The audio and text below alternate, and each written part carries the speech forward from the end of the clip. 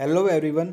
आज की वीडियो में हम बात करेंगे आईवी फ्लूइड्स के बारे में। तो इस वीडियो में हम देखेंगे कि आईवी फ्लूइड्स कितने टाइप के होते हैं और उनके क्या क्या यूजेज होते हैं। तो चलिए वीडियो को स्टार्ट करते हैं। देखिए, सबसे पहले आपको पता होना चाहिए कि आईवी फ्लूइड्स का मतलब क्या होता है। ठीक है, तभी आपको ये पूरी वीडियो क्लियरली समझ में आएगी। आईवी से मतलब होता है इंट्रावेनस।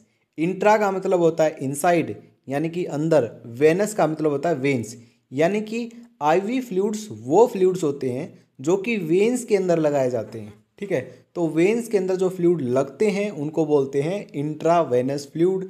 शॉर्ट फॉर्म में इनको बोलते हैं आईवी फ्लूइड्स। ठीक है, तो ये मतलब होता है आईवी फ्लूइड का, मतलब कि ये डायरेक्ट ब्लड स्ट्रीम के अंदर लगाए जाते हैं। ठीक है, अब देखिए कौन कौन से आईवी फ्लूइड्स होते हैं, टाइप्स देखिए। ये टाइप्स हैं इनके। ठीक है, मोस्ट जो कॉमन यूज में आते हैं ना आईवी फ्लूइड्स, ये वो होते हैं। पहला है एनएस। एनएस होता है नॉर्मल सेलाइन। ठीक है, दूसरा है डीएनएस। डीएनएस से होता है डेक्सट्रोज नॉर्मल सेलाइन। अगर एनएस के अंदर डेक्सट्रोज मिला दिया जाए तो ये डीएनएस बन जाता है, यानी कि डेक्सट्रोज नॉर्मल सेलाइन। ठीक है, जिसको हम कॉमनली ये बोलते हैं ग्लूकोज भी बोलते हैं।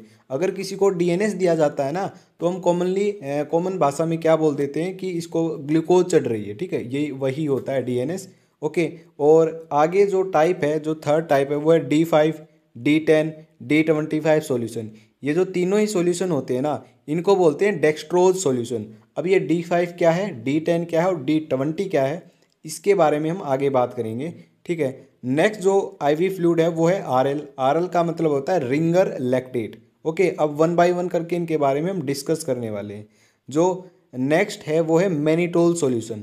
अब ये कॉमनली यूज होने वाले आईवी फ्लूइड्स होते हैं। ठीक है, इनके बारे में एक एक करके हम बात करेंगे।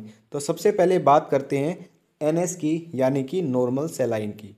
नॉर्मल सेलाइन क्या होता है? नॉर्मल सेलाइन जो आईवी फ्लूइड है, सबसे पहले उसकी कंपोजिशन देखते हैं, इसके अंदर क्या क्या प्रेजेंट होता है। तो कंपोजिशन होती है कि 100 ml सॉल्यूशन में 0.9% NaCl प्रेजेंट होता है, यानी कि नमक प्रेजेंट होता है। 100 ml पानी के अंदर अगर 0.9% नमक मिला दिया जाए तो वो बन जाएगा NS, यानी कि नॉर्मल सेलाइन। ठीक है, यहाँ पर 0.9% का मतलब क्या है, यानी कि 1000 लीटर के अंदर, ठीक है, सॉरी 1000 लीटर नहीं, 1 लीटर, यानी कि 1000 ml। ठीक है, 1000 ml या फिर 1 लीटर एक ही बात है। अगर 1 लीटर के अंदर 9 ग्राम नमक मिला दिया जाए तो वो बन जाएगा हमारा नॉर्मल सेलाइन। ठीक है, इसका मतलब यही है 0.9% NaCl इन 100 ml सॉल्यूशन। ठीक है, तो ये होता है नॉर्मल सेलाइन की कंपोजिशन। यहाँ पर आपको बोतल बस साफ साफ दिख रहा होगा। NS का मतलब होता है नॉर्मल सेलाइन, यानी कि इसके अंदर क्या क्या प्रेजेंट होता है। इसके अंदर सोडियम क्लोराइड होता है। ठीक है, और कितना कंपोजिशन होती है सोडियम क्लोराइड की, वो होती है 0.9%, यानी कि 100 ml वाटर के अंदर 0.9% नमक मिला दिया जाता है, वो होता है हमारा नॉर्मल सेलाइन। ओके, तो ये है नॉर्मल सेलाइन जिसको NS बोलते हैं। अब इसके यूज़ क्या है, कहाँ पे इसका यूज़ किया जाता है? देखिए, पहला यूज़ है डिहाइड्रेशन, यानी कि लॉस ऑफ वाटर। अगर किसी व्यक्ति को पानी की कमी हो गई है तो तब वहाँ पे यूज़ किया जाता है NS का, यानी कि नॉर्मल सेलाइन का यूज किया जाता है। ठीक है, दूसरा इसका यूज आता है treatment of blood and fluid loss, यानी कि अगर किसी व्यक्ति का जो फ्लूइड लॉस है, यानी कि जो ब्लड लॉस है, वो हो जाता है। ठीक है, अगर खून की कमी हो जाती है, कब होगी? जैसे कि किसी का एक्सीडेंट हो गया और बहुत सारा खून बह गया है। ठीक है, तो उसका ब्लड लॉस हो चुका है, उसका जो फ्लूइड लॉस है वो हो चुका है बहुत सारा। तो उस सिचुएशन में भी जो NS है उसका यूज किया जाता है, ताकि जो ब्लड लॉस हुआ है वो क्या किया जा सके, वापिस से नॉर्मल किया जा सके। ठीक है, तो ब्लड लॉस की पूर्ति करने के लिए भी NS का यूज किया जाता है। तीसरा जो यूज आता है वो आता है used for wound washing. Wound का मतलब होता है घाव। जो घाव हो जाते हैं ना, उनको साफ करने के लिए भी NS का यूज किया जाता है। ठीक है, लास्ट जो यूज है वो है यूज टू गिव इंजेक्शंस। इसका क्या मतलब है? बहुत सारे इंजेक्शंस ऐसे हैं जो कि कॉन्सेंट्रेटेड होते हैं, तो उनको डाइल्यूट करने के लिए NS का यूज किया जाता है। तो ये ढेर सारे यूज हैं इसके नॉर्मल सेलाइन के। ठीक है, और अब इसकी बात करते हैं डोज की, कितनी डोज दी जानी चाहिए। 24 आवर्स में 3 से 4 बोतल दी जानी चाहिए, और 3 से 4 बोतल ये मैक्सिमम है, यानी कि 24 घंटे के अंदर मैक्सिमम से मैक्सिमम 3 से 4 बोतल हम चढ़ा सकते हैं किसी भी व्यक्ति को। ठीक है, ये मैक्सिमम है। ओके, ये सिचुएशन पे डिपेंड करता है कि किसी भी व्यक्ति को क्या हुआ है ना। तो वो सारी चीज़ें देखने के बाद ही डॉक्टर बताता है कि इसको 24 घंटे में कितनी बार एनएस दिया जाना चाहिए। ठीक है, यहाँ पे जो डोज बताई गई है मैक्सिमम बताई गई है कि मैक्सिमम कितनी बोतल चढ़ सकती है। 3 से 4 बोतल एनएस की चढ़ सकती हैं 24 आवर्स के अंदर। ठीक है, तो ये बात हो गई हमारी डोज की। अब एक और ख़ास बात मैं आपको बताता हूँ। वो ख़ास बात क्या है कि देखिए, एनएस का मतलब है नॉर्मल सैलाइन। ठीक है, सैलाइन का मतलब ही नमक होता है। ठीक है, एनएस के अंदर NaCl होता है, NaCl यानी कि नमक। अब इसके अंदर नमक प्रेजेंट है, तो जो ये एनएस है ये कभी भी ऐसे व्यक्ति को नहीं दिया जाएगा जिसका जो बीपी है, जिसका जो ब्लड प्रेशर है वो बढ़ा हुआ होता है। बीपी बढ़ा हुआ जब होता है तो उस सिचुएशन को बोलते हैं हाइपरटेंशन। हाइपरटेंशन का मतलब होता है बीपी का बढ़ना। ठीक है, अगर किसी व्यक्ति का जो ब्लड प्रेशर है वो बढ़ा हुआ है तो उस सिचुएशन में एनएस का यूज नहीं किया जाता है, क्योंकि एनएस के अंदर प्रेजेंट होता है नमक, और नमक जो क्या है वो उस बीपी को और तेज कर देता है। ठीक है, ओके, तो वहाँ पे कॉम्प्लिकेशन हो सकती है, इसलिए कभी भी ऐसे व्यक्ति को एनएस नहीं दिया जाता है जिसका बीपी बढ़ा हुआ होता है। तो यहाँ पे ये एक नोट करने की बात थी। ठीक है, तो ये हो गया हमारा एनएस यूज हो गई, डोज हो गई, और एक नोट पॉइंट हो गया जो ध्यान रखना है। ओके, नेक्स्ट जो बात करते हैं वो है डीएनएस। डीएनएस का मतलब क्या है, मैंने बताया था डेक्सट्रोज नॉर्मल सेलाइन, यानी कि जो पीछे हमने पढ़ा है नॉर्मल सेलाइन, अगर उसके अंदर डेक्सट्रोज मिला दिया जाए तो ये बन जाएगा डेक्सट्रोज नॉर्मल सेलाइन। ठीक है, जिसको हम बोलते हैं ग्लूकोज की बोतल। यही होती है वो ग्लूकोज की बोतल जिसको डीएनएस बोलते हैं। ठीक है, यही चढ़ाई जाती है। ओके, तो डेक्सट्रोज नॉर्मल सेलाइन, अब इसकी कंपोजिशन देखते हैं क्या क्या इसके अंदर प्रेजेंट होता है। वही जो NaCl की अमाउंट है वो तो होगी वही जो नॉर्मल सेलाइन में प्रेजेंट होती थी, 0.9%। बस यहाँ पे जो डेक्सट्रोज है वो कितना है, 5 ग्राम। तो पर 100 ml सॉल्यूशन में ये कंपोजिशन है। ठीक है, 100 ml के अंदर ये कंपोजिशन बताई गई है, ये बात भी आपको ध्यान रखनी है। ओके, तो 100 ml सॉल्यूशन के अंदर 0.9% यानी कि 0.9 ग्राम, ठीक है, ये तो होगा नमक, और 5 ग्राम है वो होगा डेक्सट्रोज। तो अगर हम नॉर्मल सेलाइन में 5 ग्राम डेक्सट्रोज मिला दे तो वो बन जाएगा डीएनएस, यानी कि डेक्सट्रोज नॉर्मल सेलाइन। और जैसा कि आपको यहाँ पे बोतल पे भी दिख रहा होगा, ये बिल्कुल साफ साफ लिखा हुआ है कि ईच 100 ml कंटेन, दिख रहा है आपको, देखिए ये मैं आपको एरो बना रहा हूँ, each 100 ml contain dextrose anhydrous. देखिए यहाँ पे दिख रहा होगा 5 ग्राम, नीचे है सोडियम क्लोराइड जो दिख रहा है 0.9 ग्राम। तो ये डीएनएस के ऊपर यहाँ पे ये कंपोजिशन लिखी हुई है। ठीक है, नॉर्मली जो ये रेट होता है ना इनका, ये जो स्टोर पे मिलती हैं जितनी भी ये एनएस है डीएनएस है, ये 30 से 40 रुपये तक की मिल जाती है। कोई बोतल 30 रुपये की होती है तो कोई 40 रुपये की होती है। ठीक है, तो इनका ये नॉर्मल रेट भी होता है स्टोर पर।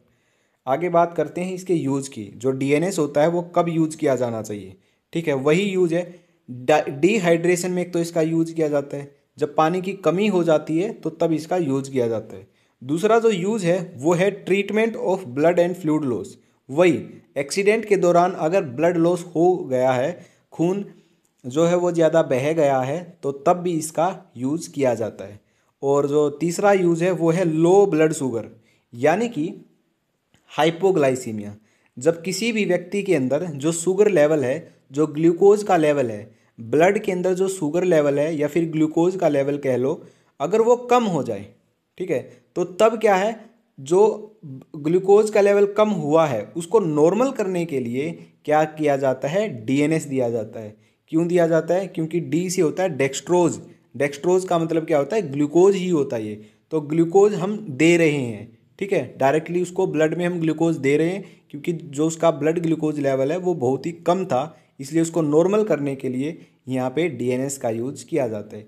तो हाइपोग्लिसीमिया सिचुएशन, हाइपोग्लिसीमिया का मतलब ही होता है लो ब्लड शुगर। तो हाइपोग्लिसीमिया सिचुएशन में डीएनएस का जो यूज है वो किया जाता है। ठीक है, लास्ट जो यूज है हमारा वो है इंसुलिन शॉक। इंसुलिन शॉक में भी डीएनएस का यूज किया जाता है। अब ये इंसुलिन शॉक क्या होता है, देखिए बिल्कुल ध्यान से समझना है इंसुलिन शॉक क्या होता है। कभी कभी क्या होता है, हमारी बॉडी के अंदर जो इंसुलिन है वो बहुत ज़्यादा बढ़ जाता है। ठीक है, तो इंसुलिन के बढ़ जाने की वजह से ये जो इंसुलिन है ये बढ़ गया। ठीक है, इंसुलिन के बढ़ जाने की वजह से क्या होता है, जो बॉडी के अंदर ग्लूकोज होता है ना, बॉडी के अंदर जो ग्लूकोज होता है वो ग्लाइकोजन के अंदर स्टोर हो जाता है। ठीक है, बॉडी जो है, इंसुलिन का काम होता है ग्लूकोज को ग्लाइकोजन के अंदर स्टोर करवाना। ठीक है, और ये जो सारी की सारी जो चीज़ें हो रही होती हैं लीवर में हो रही होती है और इंसुलिन ये करवाता है। ओके, इतनी बात आपको क्लियर हो गई। तो देखिए दोबारा से मैं आपको बताता हूँ इंसुलिन शॉक का मतलब क्या होता है। इंसुलिन शॉक के अंदर जो इंसुलिन का लेवल है वो बहुत ज़्यादा बढ़ जाता है, नॉर्मल से बहुत ज़्यादा, जिसकी वजह से ब्लड के अंदर ग्लूकोज का लेवल कम होने लगता है। ठीक है, सिंपल सी बात है, इंसुलिन का लेवल बढ़ता है और ग्लूकोज का लेवल कम होने लगता है। तो ग्लूकोज का लेवल कम होने की वजह से जितनी भी सारी मशीनरी है हमारी बॉडी के अंदर वो ठप हो जाती है, क्योंकि ग्लूकोज से मिलती है एनर्जी, और एनर्जी ही नहीं मिलेगी तो जो आदमी है वो क्या है, हो जाएगा बिल्कुल ठप। ठीक है, ना वो खा सकेगा ना वो पी सकेगा। तो उस सिचुएशन के अंदर क्या दिया जाएगा, उस सिचुएशन के अंदर यूज किया जाता है डीएनएस यानी कि डेक्सट्रोज नॉर्मल सेलाइन। ठीक है, एक्चुअल में आपको बताता हूँ ये इंसुलिन शॉक होता कैसे है। कोई भी डायबिटिक पेशेंट है वो इंसुलिन लेता है बाहर से, इंजेक्शन के थ्रू क्या है वो इंसुलिन लेता है, और इंसुलिन लेने के बाद वो क्या करता है, खाना खाना भूल जाता है। तो उस सिचुएशन में इंसुलिन शॉक होता है। ठीक है, तो यहाँ पे इंसुलिन शॉक का मतलब मैंने आपको बता दिया, क्लियरली आपको समझ आ गया होगा। ठीक है, अब डोज देखते हैं डीएनएस की। वही है 24 घंटे में 3 से 4 बोतल ले सकते हैं मैक्सिमम। ओके, मैक्सिमम वर्ड है वो ध्यान रखना, मैक्सिमम लिखा हुआ है मैंने। ठीक है, तो ये डोज याद रखना। ओके, तो ये हमारा था डीएनएस। नेक्स्ट जो बात करते हैं वो है डेक्सट्रोज की। ठीक है, अब ये डेक्सट्रोज क्या है, देखिए डेक्सट्रोज क्या है, डेक्सट्रोज भी तीन तरीके की बोतल आती हैं डेक्सट्रोज की। एक तो है D5 के नाम से, एक है D10 के नाम से, एक है D25 के नाम से। फ़र्क सिर्फ तीनों में इतना है, डेक्सट्रोज की क्वांटिटी में फ़र्क है। ठीक है, जो D5 नाम से आती है उसमें तो 5 ग्राम होता है 100 ml में। 100 ml में अगर 5 ग्राम डेक्सट्रोज है तो D5 की बोतल होगी। अगर 100 ml में 10 ग्राम है तो वो D10 की बोतल है। और 100 ml में अगर 25 ग्राम हो गया तो वो होगा हमारा D25 की बोतल। ठीक है, तो ये तीनों ही जो बोतल हैं ये डेक्सट्रोज सॉल्यूशन बोले जाते हैं, डेक्सट्रोज आईवी सॉल्यूशन बोले जाते हैं, D5, D10 और D25। ठीक है, ये तो कॉमनली यूज किए जाते हैं D5 और D10, लेकिन जो D25 है ये बहुत ही रेयरली यूज किया जाता है। यानी कि इसकी जो आवश्यकता है D25 की वो कब पड़ती है, वो तब पड़ती है अगर कोई व्यक्ति ना तो खाने की उसमें है एबिलिटी है उसमें, ना फिर वो पी सकता कुछ, ना तो वो खा सकता है ना पी सकता, और वो ऐसी सिचुएशन में पहुंच गया है अगर उसको ग्लूकोज बाहर से नहीं दिया गया तो वो मर जाएगा। अगर ऐसी सिचुएशन हो जाती है, ऐसी क्रिटिकल सिचुएशन में, तब ये D25 का यूज़ किया जाता है। अदरवाइज़ किसी भी सिचुएशन में D25 का यूज नहीं किया जाएगा। ठीक है, तो D25 जो है वो रेयरली यूज़ होता है, और जो कॉमनली यूज़ होने वाले हैं वो D5 और D10। अब एक और बात मैं आपको बताता हूँ, जो है डेक्सट्रोज सॉल्यूशन है, ठीक है, ये कब यूज़ नहीं किया जाएगा, अगर कोई डायबिटिक पेशेंट है यानी कि शुगर का पेशेंट है उसके अंदर डेक्सट्रोज हम यूज़ नहीं कर सकते, क्योंकि जो शुगर का पेशेंट होता है उसके ब्लड के अंदर शुगर क्या है, बढ़ा हुआ होता है, और बाहर से भी अगर हम उसको शुगर दे देंगे तो उसके जो ब्लड है उसके ब्लड में शुगर की जो अमाउंट है वो डबल ट्रिपल हो जाएगी, जिसकी वजह से कॉम्प्लिकेशन हो जाएगी। इसलिए कभी भी डायबिटिक पेशेंट में जो डेक्सट्रोज है वो नहीं दिया जाता है। ठीक है, और जो डीएनएस है वो भी नहीं दिया जाता है। ठीक है, जो डीएनएस है वो नहीं दिया जाता है। लेकिन खास बात क्या है, इंसुलिन शॉक, जो इंसुलिन शॉक होता है वो डायबिटिक पेशेंट के अंदर ही होता है, लेकिन इंसुलिन शॉक जब होता है तब दिया जाता है, क्योंकि इंसुलिन शॉक में जो ग्लूकोज का लेवल है वो बहुत ही डाउन चला जाता है, इसलिए दिया जाता है।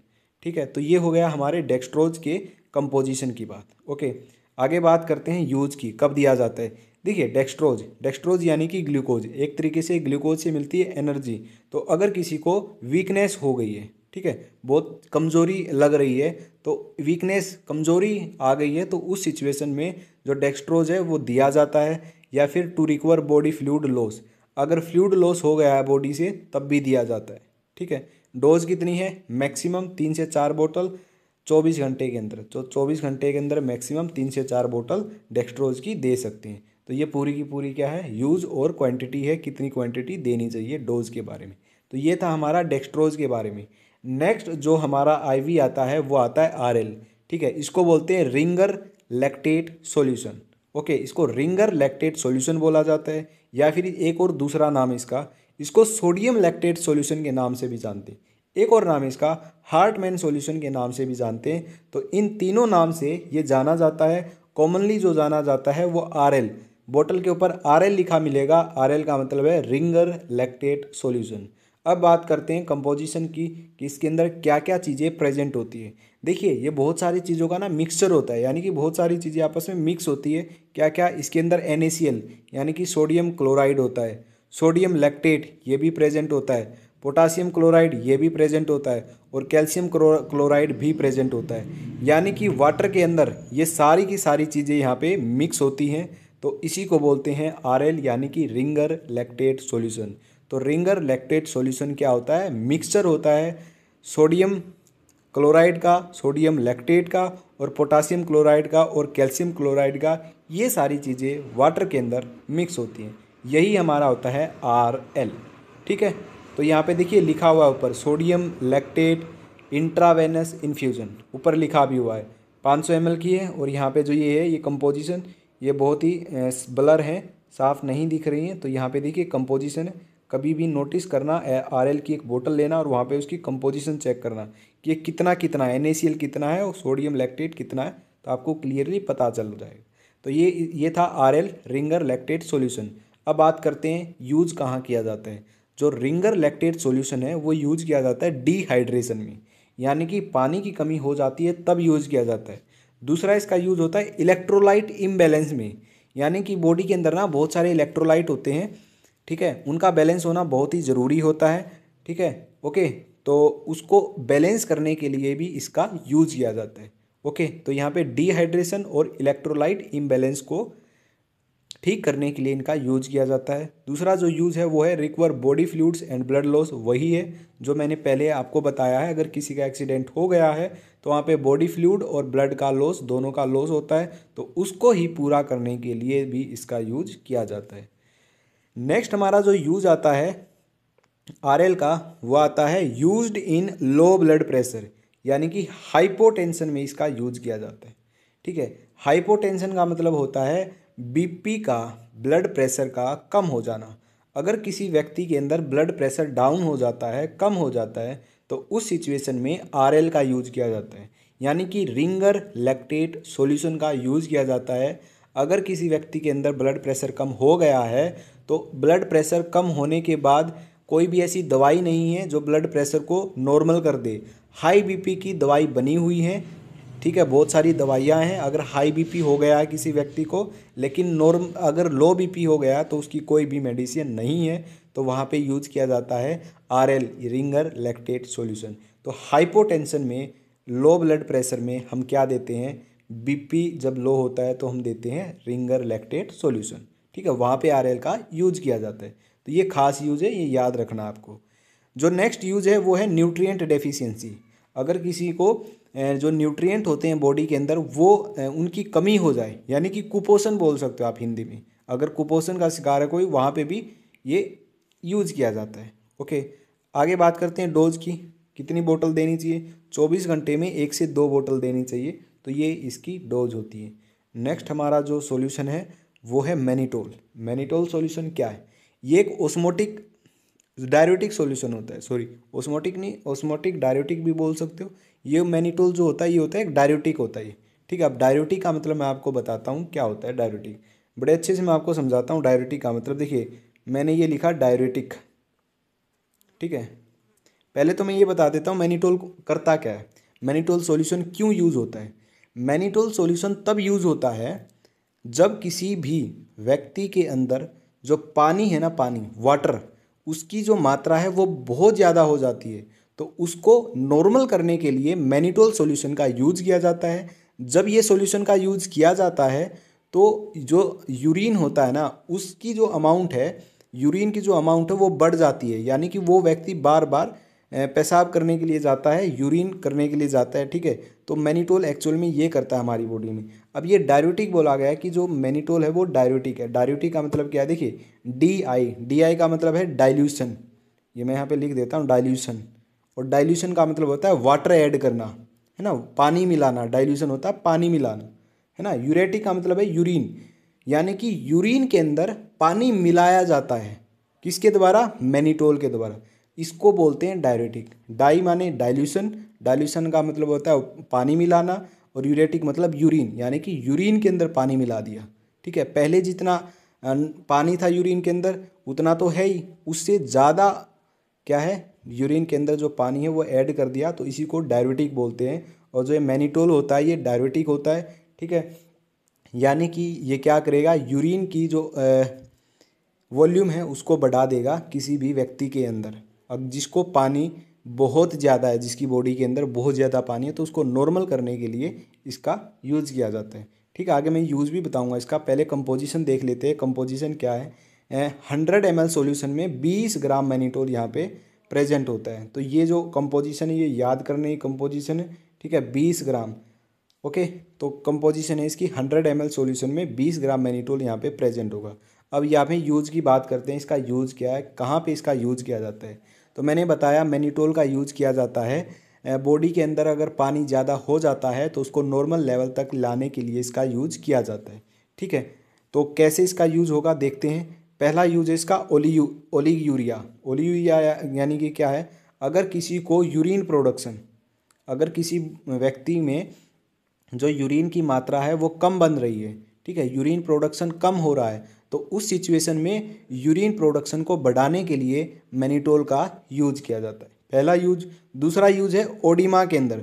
ओडिमा का क्या मतलब होता है, क्या होता है, कहीं कहीं बॉडी में पानी इकट्ठा हो जाता है, जो फ्लूइड होना है, फ्लूइड पानी, ठीक है, वो कहीं कहीं बॉडी में जमा हो जाता है, एक जगह पर जमा होने लगता है और वहाँ पर स्वेलिंग हो जाती है, वहाँ पर सूजन आ जाती है। तो उस सिचुएशन में उस सूजन को ठीक करने के लिए मैनिटोल का यूज़ किया जाता है, ठीक है। मैनिटोल का यूज़ करने के बाद ओडिमा है ना, जहाँ पे जिस जगह पे वहाँ पे जो पानी इकट्ठा हुआ है, तो बार बार यूरिन की वजह से जो वो पानी है वो बाहर निकल जाएगा, यानी कि वो सूजन है वो ख़त्म हो जाएगी। तो यहाँ पे मैंने साफ साफ यहाँ पे लिखा भी हुआ है, ओडिमा का मतलब होता है swelling that is caused by fluid trapped in your body tissue. जहाँ पर बहुत सारा पानी, यहाँ में बहुत सारा पानी है इकट्ठा हो गया जिसकी वजह से सूजन हो गई, ठीक है। मैनिटोल किसी व्यक्ति को दिया जिसको ओडिमा था, तो मैनिटोल क्या करेगा, यूरिन की जो अमाउंट है उसको बढ़ा देगा। यूरिन की अमाउंट बढ़ाने की वजह से ये भी धीरे धीरे निकलता जाएगा और जो सूजन है वो धीरे धीरे ऐसे कम होती जाएगी और फिर बिल्कुल ही ठीक हो जाएगा। तो ये है हमारा मैनिटोल सॉल्यूशन का यूज। तो ये थे कुछ कॉमन यूज होने वाले आईवी फ्लूइड यानी कि इंट्रावेनस फ्लूइड। तो ये थी आज की हमारी वीडियो। आई होप आपको ये वीडियो पसंद आई होगी, ठीक है। तो आज की वीडियो में बस इतना ही, तो मिलते हैं नेक्स्ट वीडियो के अंदर।